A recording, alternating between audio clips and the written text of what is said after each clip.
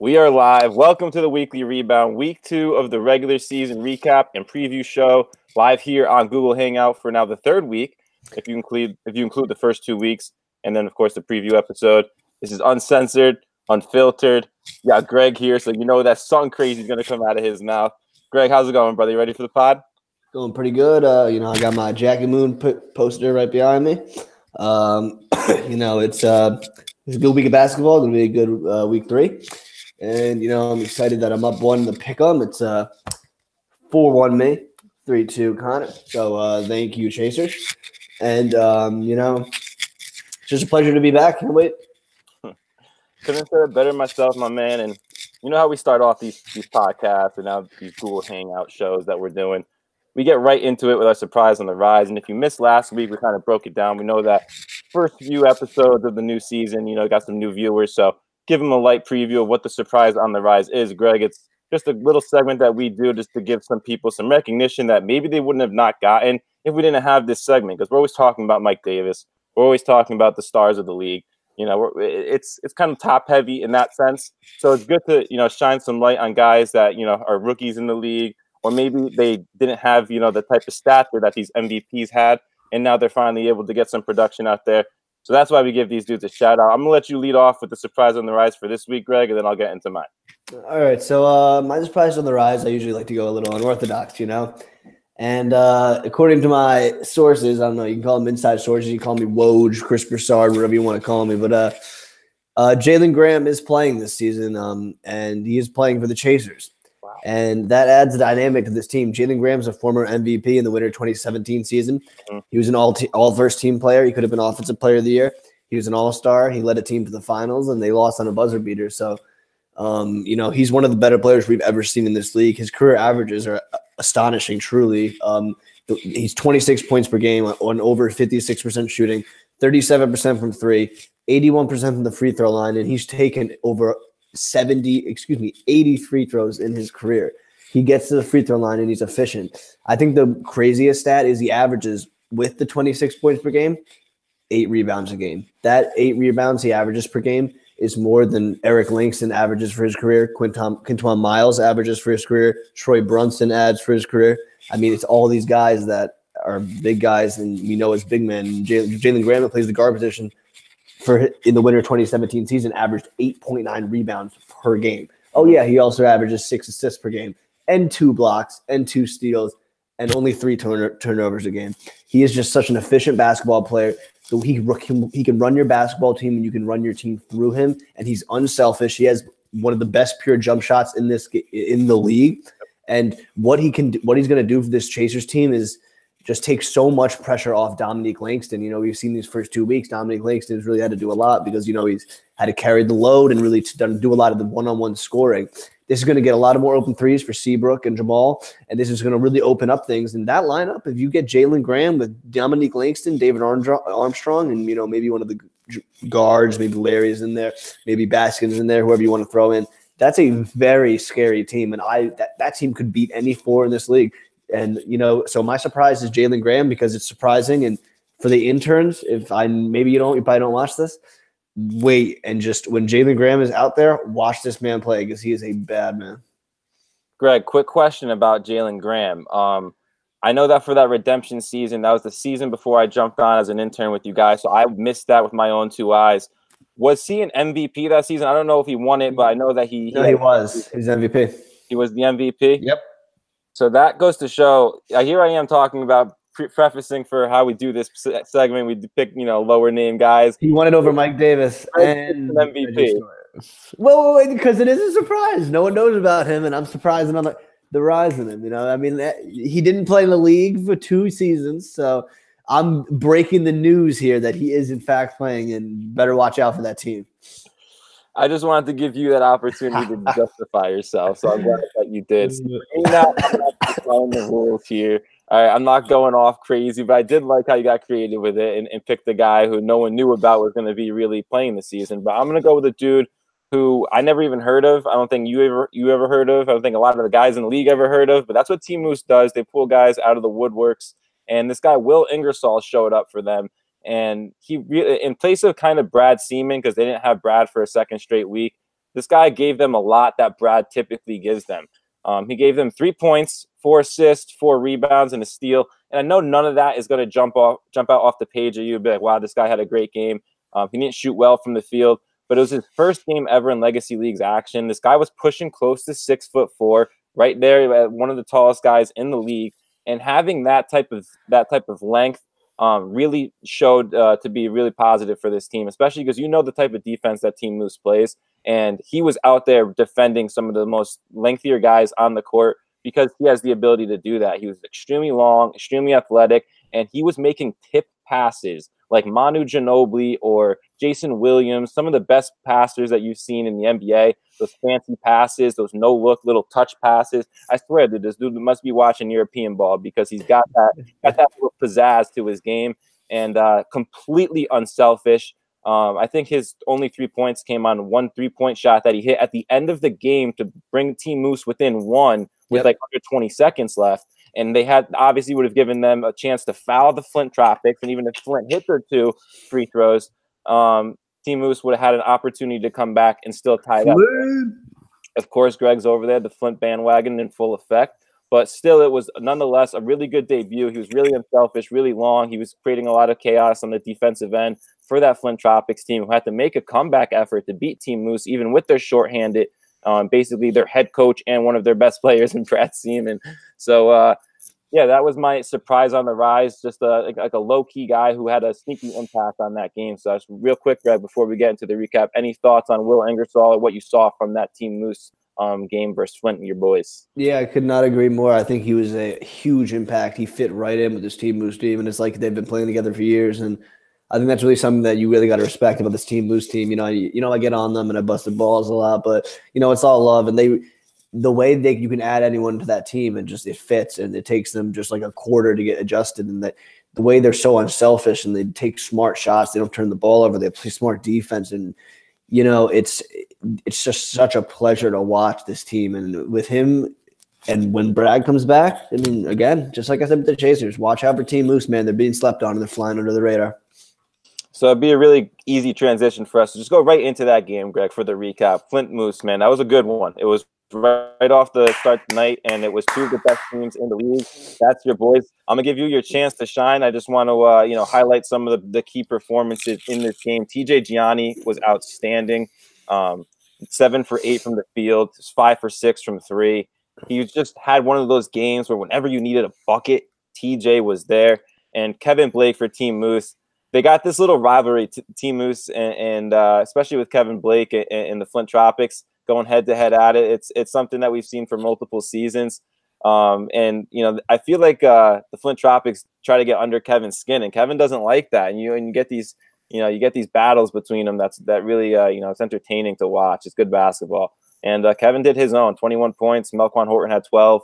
Just not enough, man. They had a nice lead in this game. They had a double-digit lead in the fourth quarter that your boys, the Flint Tropics, were able to overcome, Greg. No, yeah. I mean, in the words of Jackie Moon, get the funk out of my face. And that's what they told the Team Moose. They told him, get the funk out of here. I mean, look, Melquan Horton's putting together a great season. He's really balling out. I mean, this Team Moose team looks they look equipped to really make a run when Brad comes back. I really expect it. But Team Moose does what they need to do and they get the W's, and that's what I've come to expect with this Team Moose team, Flint team, excuse me. They won't make it look easy. They won't make it look pretty. But when it comes down to it, TJ Gianni is so important for this team with the way he can hit threes. He hit like 3 or 4 back-to-back threes where it was just a huge stretch for this team. Mike Bizzuto continues to be an all-star and looks to just add to his resume. And, I mean, in the end, I love my Flint teams. I'll be cracking some Henny for you tonight, guys, and definitely smoking a cigar. And, I mean, let's get tropical. Once again, on his full Shannon Sharp shit, as always. You got to love it, Greg Horne. But, yeah, that was just a good game, Greg. 4-point game, just really good basketball. Probably the best basketball game. There was one game this week that was closer, but that was this season. The best basketball. Yeah, it's so far this season, I'd say so for sure. It's a good call on you there. Like you said, Mike Bizzuto, we didn't even have to talk about him, but that's, I think, something about this Flint team is when Mike's not the best guy that night, you're going to win the game. Yeah. You're going to win the game every time. If somebody else can just step up and have a breakout performance, you know what you're getting from Mike. You're easily going to get, in that 20-point area, in that 10-rebound area with a couple defensive stats under his name. If you get, these performances from TJ Gianni, guys like Don He Miguel. missed one shot, TJ Gianni, 1-3. That's it. And 5 for 6. That's all it takes, man. That's really all it takes, is just to have a couple of these guys step up. Team Moose, I saw they were really killing the clock. They were trying to take advantage of the rules there, Greg. And Ryan Caggiano is sitting right next to me. He's like, man, these guys are so annoying. And he, that's the rivalry. Type of basketball that they play, man. Team Moose is going to do whatever they can to scrap out those wins. They're going to kill the clock, time of possession. And, that gets under the skin of some teams, especially a team like Flint who likes playing fast. What do you think about that real quick before we get to the next game? Yeah, I completely agree. I mean, Flint, they have two completely different play styles. Flint pushes the ball. They can hit transition threes. They can really dominate in the fast break. And then Moose can do the fast break too, but they really are methodical. They run their offense. Right. I don't know. I will end it with this. I cannot wait. I hope these two teams play again in the playoffs, because that is an atmosphere I wouldn't want to miss. Absolutely, brother. That's a great way to end it for that game. Let's get it right into the next one, man. This was a surprisingly good game right across the court there. Young Kings, Shocker City. You probably had your eyes on this. I know you were going back and forth between your boys at Flint, and then you got your boy Chris over there on Shocker. So you were all over the place for those early rounds of games, Greg. But Mike Davis shows out as always, 30 points. And then the storyline for this game was Destin Simmons getting recruited just earlier that week. In his first game is Eddie Whitman. He just won a championship with Shocker City, who won the game 98-85, but it was much closer than that 13-point deficit makes it sound like. This was an actual really good game, especially from everybody that I've heard from. Unfortunately, I was doing scoreboard on the other court, so I didn't get to watch this whole game. But from what I've heard, Greg, this was a really good game. So I want you to speak on that a little bit. Yeah, look, we're going to talk about Shocker a lot, so I'm just going to. Shocker City's the best team in the league right now until someone beats them. They're amazing. Mike Davis, MVP, Jerry, Danny, Devon. I mean, they don't even have Didi yet. We know how good they are. I want to focus on the Young Kings because of that effort that they really put in. They lost by 13. The additions of Destin, not only Destin Simmons, but DJ Foster is huge because he's such a big body. You can't just drive to the lane now against this Young Kings team. You kind of got to work your offense around. The Young Kings have shooters, and they trust their shooters. I saw Destin and DJ all the time. Or they call him Cash. We're going to call him Cash Money. And, he kept telling Eddie, shoot. And Miles started to get going. I started to see Miles play like we thought he could play, and we saw glimpses of it last year. I think Dante looked a little more comfortable. And then Alex Xavier Lyons, I call him the little Frenchman. You know what? I'm going to call him Napoleon. That's my nickname for him. He's Napoleon. Because this man, he can ball, man. And I think the first few games he was kind of trying to figure it out. But now that they have Destin, they have a number one scorer, and they have a big guy in Cash who really can control down low as long as he gives the maximum effort. And, man, this Young Kings team, they are coming. They are not a team you want to play. Flint plays them next week, and I would say corn dogs, but they're going to give Flint a hell of a run. And it's going to be a very good game because this Young Kings team is deep now. They're experienced, and they have a lot of talent. Yeah, a lot of talent in a lot of different areas. I think something you can say about this team is that they're very well rounded in their skill set, especially with the additions that they made. They got that interior presence, like you said, with Cash, and then they just added to their lethal outside shooting core now, which is Dustin Simmons and Eddie Whitman, who are two of the best. We can say, Greg, I think we can say this, two of the best. They were in a 3-point contest together. Yeah. So it's not even a question whether those guys can shoot the rock. They definitely can. And then you got Miles Raymond and Dante, who both are, I would say, elite slashers. Once they get off the dribble and they're attacking the paint, man, they are hard to stop, and they put bodies, on the floor. So those are definitely some names to look out for with this Young Kings team. Just an extremely versatile team who I think, like you said, will make some noise this season and could be a potential upset playoff team. Wouldn't want to play them. Wouldn't be an easy out. Absolutely. So let's get on to the next one, Greg. Obviously, this game was between the Rim Breakers and Gentlemen, not as competitive as the games that we just talked about. The Rim Breakers walked away with this one, 96-41. But you know what really struck me in this game was seeing this man, Gerald McLeese, walk through those doors of the courts coming in, and I was like, yo, no way they got Gerald McLeese. And then he straps up the laces, and he's in there balling, 22 points, 10 of 12 shooting, 2 steals, 4 dimes, just an easy day at work for Gerald McLeese in this blowout win, Greg. No, I mean, Gerald McLeese is a bad man. And the fact that he didn't go week one, I'm glad he didn't go week one because these interns they saw the rim breakers, saw them for what they were. And then you saw them when Gerald McLeese, not only Gerald McLeese, and Pooch shows up. Honestly, they're probably their two best. And no. Richard Bronson's a phenomenal player. But, I mean, this Rim Breakers team are just going to do what they did last year. They're going to beat down the teams that they can take advantage of, especially down low. Gerald McLeese has zero sympathy for you if you're a sorry player. You're going to get your ass busted by him every single time up and down the court. He doesn't care. Neither did this Rim Breakers team. They're a bunch of great guys. They have the most fun in the league. A few interns already came up to me and said they're their favorite team because they just clown each other. They have so much fun. And, man, I mean, if Kenton Miles, Gerald McLeese, Sakari Graham's fitting in like a gem. I mean, he's 80%, 17 points, 6 rebounds. He's doing his thing. This team is extremely deep. I'd argue top 3 deepest team in the league. And they're just a pleasure to watch. Gentlemen's Club, it was a good effort, but strap in. It might be a long season. Yeah, it's tough. We don't want to be hard on Gentlemen's Club, but we said it last week. It's just so hard to adjust in a league where you're joining it for the first time. Deep now too. Yeah, I think if we're not mistaken, Greg, they are the only legit rookie team in the entire league this year. So they're definitely put themselves at a disadvantage. But I just hope that those dudes keep their spirits high, continue to have fun, and just take the game for what it is. It's basketball. It's a game. We all show up.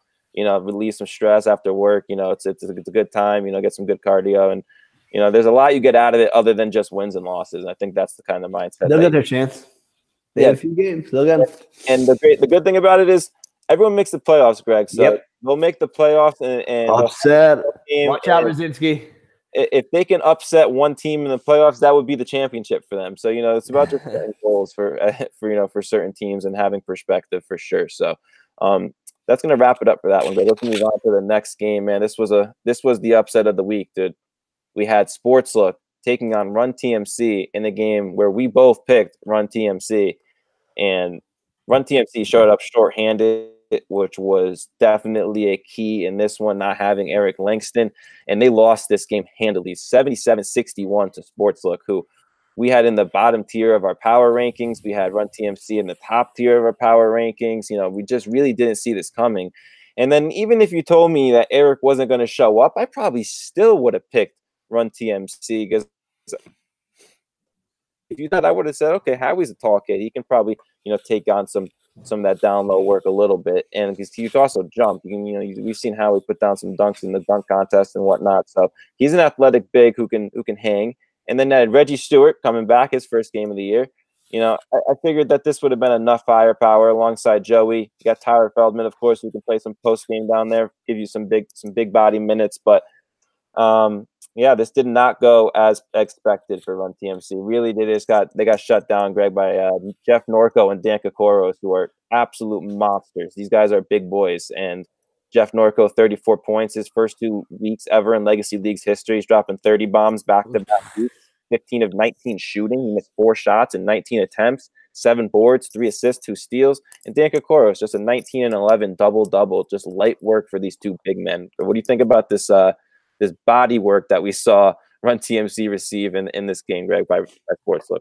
No, yeah, I mean, Jeff Nurko is impressive, man. He has a crafty game. I call him the white Zach Randolph. I mean, I like what he does down low. He can have the mid-range shot. He can kind of shoot a 3. He can hit his free throws, and he's not smooth, but he just hits his shots. He's like Kevin Blake. Kevin Blake, the greatest. I was talking to Nate about Kevin Blake, and he was saying how Kevin Blake's game is so slow, but everything goes in, and it's like Dirk Nowitzki, and that's really what it's so impressive that what Jeff Nurko is bringing to this team, because Dan K is a great secondary option. He's a great shooter. He's probably one of the best big guy shooters in our league. He can also take it to the rack and throw down on anyone in this league. And this Sportslook team is very deep.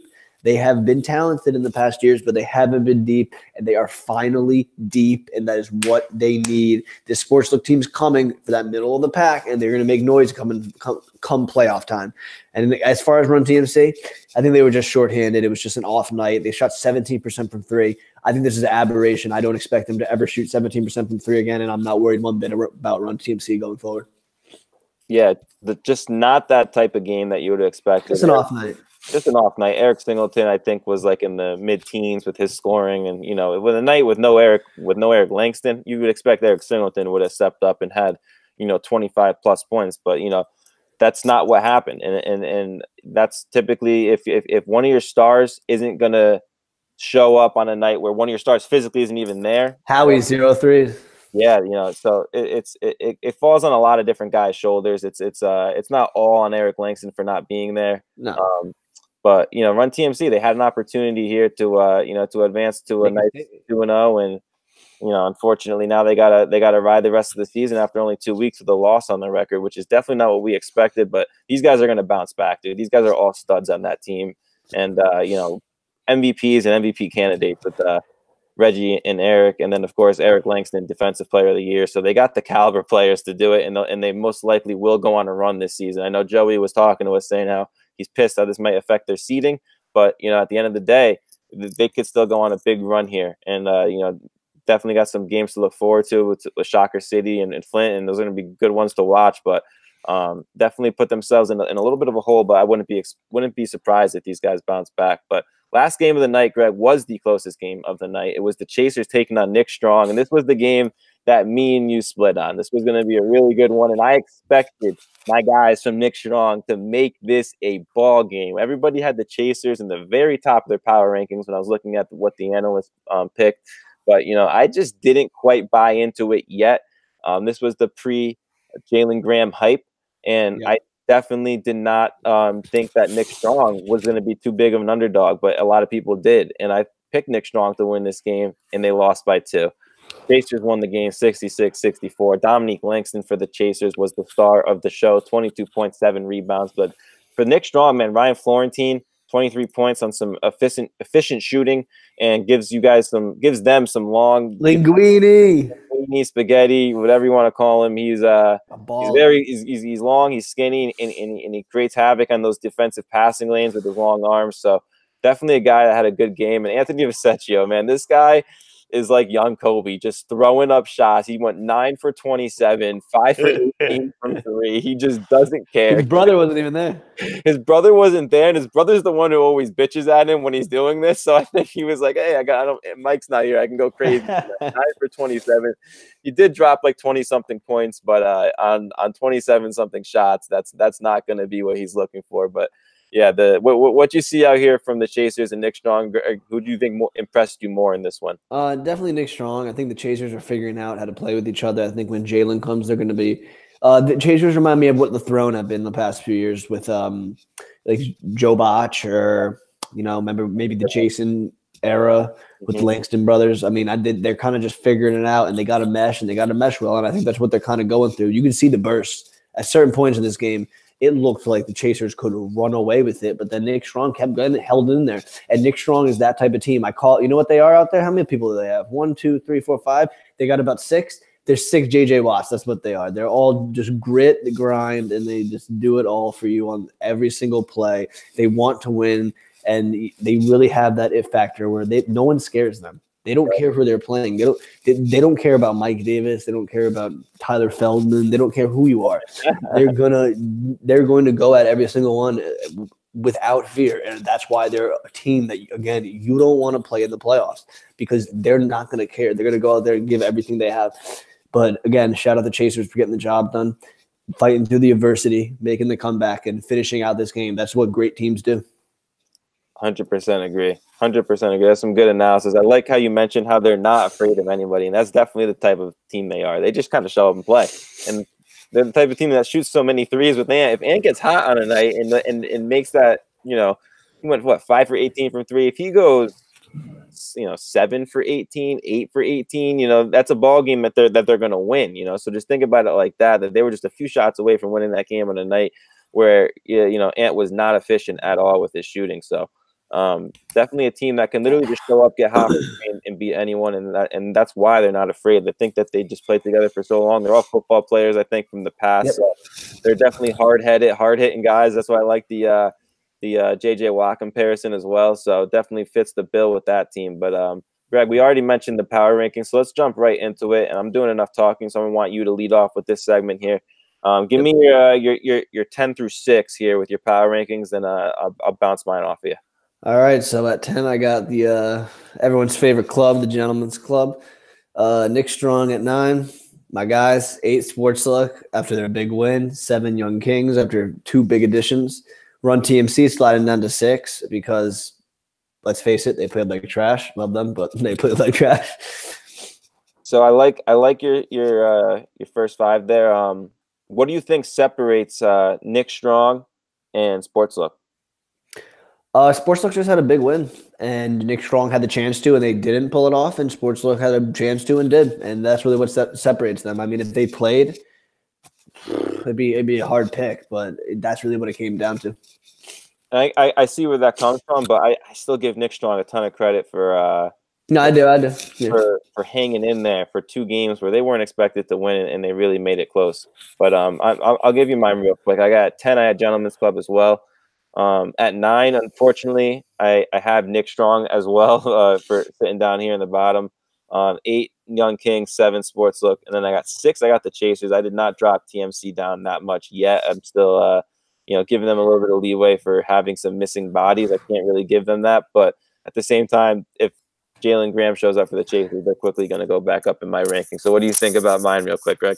No, I mean, again, I can't argue. If Jalen Graham doesn't show up for the Chasers, they're going to move down to mine too. It's right now, if he's playing, I think they have the talent, and I think that team is just supremely talented, man. I mean, on paper, that team could beat anyone in the league, and I think it's going to work out. But again, if it doesn't, I just run TMC. I know they didn't have bodies there, but I'm sorry. Like they rolled a 4 out at one point that featured a former MVP and Finals MVP, a former MVP candidate, top 3 undoubtedly, at Eric Singleton, the best 3-point shooter we've probably ever seen in this league, and Howie Miller. Like they had talent out there, and I think they dropped the ball again. It was an off day. It was just an off day, but I just think they dropped the ball. Yeah, for sure. They had the opportunity to capitalize, and they didn't take advantage of it. They could have made a statement. Right, exactly. They could have said, listen, we don't even need our full strength roster to beat some of these teams in this league. So imagine what we look like when we are. No Mike Cody. Right, yeah.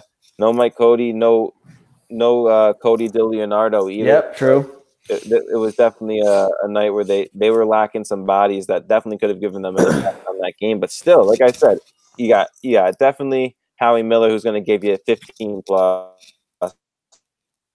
And give you 20 plus, and then Eric, who I expected to give you 20 plus. Yep. And you just got Joey, who's just going to space the floor and create space for Eric and Reggie to attack, and then Howie to do what he wants. And they had the recipe for success, but unfortunately, what happened was Sportslook is such a physical team. Yep. That after repetitively going at these guys, I think that they just they kind of stunned TMC in the way that they couldn't defend the paint in the sense that they had in the same way that they had when they had Eric Langston there, and I think that took a toll on them eventually. So, that definitely hurt them. But for me, Greg, let's get into these top 5. I'll start with mine, and then we'll go back to you for the rest of them. I had Team Moose at 5. I didn't drop them that far after that loss because you'll hear where I have the Flint Tropics ranked in just a second. At 4, I had Run TMC. At 3, I had the Rim Breakers. At 2, I had the Flint Tropics, and at 1, I got Shocker City, where that's not going to change until they lose, or maybe if they win by 1 point against one of the worst teams in the league, maybe I'll consider moving them down. But if they just continue to win games, I can't take the defending champs down into the next ranks. But Flint Tropics at 2, I think that they're just an elite team. They beat, in my estimate, the top 5 team in the league in Team Moose this week, and they did it in comeback fashion, definitely impressing me and you and the analysts for sure. And I think that that team has just got so much depth and so much experience now in Legacy leagues. The experience grew real quick. Was it their 3rd or 4th season now in Legacy? So they definitely know what it takes. And then Run TNC, like I said, I didn't move them down too much, and I didn't move Team Moose too far down the list either for their losses this week. I still think that those teams are going to bounce back and be really good down the stretch. No, yeah, I like that list. I got 5 Moose, 4 Chasers, 3 Rim, 2 the Goat Squad, Flint, and 1 Shocker City. Shocker City again. Like I agree. I'll echo your comments. Like exactly what you said. They got to lose. If they don't lose, if they don't lose this year, they have such a good team. It's going to have to take a really good effort from one of these teams to beat them, and then I can put them ahead of them. I don't think another team could do something to any other one of these other teams for me to put them ahead of a Mike Davis-led Shocker City. And then Flint at 2, I just think they got a big win, and they're doing their thing. They're doing what they're supposed to do. It's one of the top teams in this league. I completely agree. Moose is a top 5 team. Like I said, I have Moose at 5. Moose is coming, and they are coming. I think they're going to be better than they were in years past. I think Melquan's fitting in more and accepting a better role, and I think he's going to start to have an MVP-like season. I think he's a dark horse candidate for MVP. And then the Chasers and Rim I got there. I just need to see the Chasers. I need to kind of see them figure it out a little more. And the Rim Breakers, I think, are perfectly fine. I think Pooch and Zakari Graham were 2 excellent additions. Don't forget John Pittman wasn't there last week. He's there too, and he was a great player the first year they were in the league. So, I'm excited to see how this plays out. There's a lot of great games coming up. For sure. And speaking of a lot of great games coming up, you be just throwing these transitions at me today, Greg. Let's get it. We got Chaser Sportsbook coming up next week. Who do you got winning this game, Greg? I'm picking the Chasers. And I'm pretty sure that that's going to be a really good game. I think that with Jalen Graham, I had to pick them. Well, if he shows up, I'm not sure what week he's showing up. Oh. We don't know what week he's showing up. Well, I'm locked in. Yeah, no, I'm locked in with you. I got Chasers. I think Dominique Langston's absolutely going to eat, and I think he's going to shut down Jeff Norco. I think that Jeff Norco is going to really have a hard time because I think him and Dominique Langston play similar games. And I think that Dominique is going to have his way with Jeff. So I'm going to go the Chasers by 10. Wow. Yeah, no, I think that's definitely the line that I'm thinking on too, in the sense that they're going to have some bigger bodies than TMC had to compete with that interior scoring. So David Armstrong. Right. That's definitely gonna bother Jeff Norco a little bit and Kokoro. So they're gonna have to shoot threes and do it efficiently if they're gonna have a chance in this game on top of their interior scoring. They're gonna have to be a little bit more diverse with the way that they attack and not just go straight to the paint every single time. So definitely will be a game to look forward to, and it's going to be a really good game. So the next game is going to be another one that I think is going to be a tough one, Greg. Flint taking on the Young Kings. This is a team that we just talked about, the Young Kings, that can make some noise, but I'm trying to beat you now. I'm trailing a little bit, so I can't get crazy with these upset picks. I think Young Kings has a small chance, but I would not enough for me to capitalize. I would go Flint with this one. No, I completely agree. I think this will be a very close game, maybe a 5-point game. I think, I even saw Flint tweet their thing, Young Klings, like the classic LeBron meme with Jackie Moon. But they even said only by 10. I think they understand that this Young Kings team has talent. They're a great team, and most of all, they want it more. They are one of the teams in this league that really wants it. They have that heart. They're like a Nick Strom, where they go out there and they want it. So I got Flint, obviously. That's my squam, but watch out, Flint. Take this seriously because this Young Kings team is very sneaky, talented, and they are hungry. Yeah, that's for sure. That's going to be another one that I'll have my eyes on, watching that one precisely while it's going on, because I'm going to want to be on that game for sure. The next one, Greg, Rim Breakers TMC. Another game I think is going to be pretty intense. TMC needs to win this game. They're going to have to win this game. It's tough to pick against McLeese, but I'm going to bank on everyone showing up for TMC after seeing that they lost last week. And we got to get some bodies to help these boys out. So I think that's going to happen. I think TMC is going to show up with a roster at full strength or at least close to it. And then I think that's going to be enough to win. I got a revenge game. If you remember in the playoffs last season, Run TMC beat the Rim Breakers.